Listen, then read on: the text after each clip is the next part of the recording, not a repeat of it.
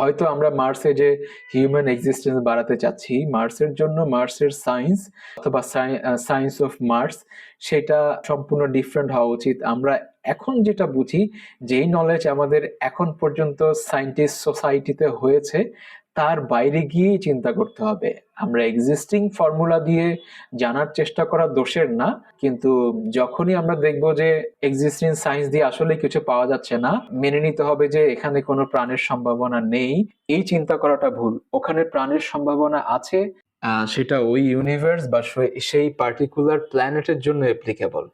So আমরা যদি সেই বিষয়ে, আমরা যদি সেই ওয়েতে টাইম স্পেন্ড করতে পারি, সেই ওয়েতে ভাবতে পারি, অ্যান্ড এক্সিস্টিং সায়েন্সটাকে ক্রস করে ডিফারেন্ট ওয়েতে একটা সেই প্ল্যানেটের সায়েন্স ডেভেলপ করতে পারি বা সেই ইউনিভার্সের সায়েন্স ডেভেলপ করতে পারি, তাহলে মেবি একটা ভালো রেজাল্ট আমরা আনতে পারবো। অদূর ভবিষ্যতে হয়তো হিউম্যানস সেটা অ্যাচিভ করবে, মানুষকে সেই অ্যাক্সেস দিয়ে দেওয়া হবে, সেই ক্যাপাবিলিটি দিয়ে দেওয়া হবে অন্য প্ল্যানেটের অ্যালগোরিদম অনুযায়ী অন্য প্ল্যানেটের সায়েন্সটাকে ডেভেলপ করা। কিন্তু এক্সিস্টিং যে আর্থের সায়েন্স দিয়ে আমরা বাকি কিছু ডেভেলপ করার চেষ্টা করছি, বাকি কিছু বোঝার চেষ্টা করছি, it's a wrong way, it's a great wrong way, but in future human will figure it out with a good scientific process. হয়তো হিউম্যান তার এক্সিস্টিং থটস থেকে বা এক্সিস্টিং থটস প্রসেস থেকে অনেকটা সরে গিয়ে বা ডিফারেন্ট হয়ে গিয়ে অনেক কিছুই বুঝতে পারবে, অনেক কিছুই অর্জন করতে পারবে।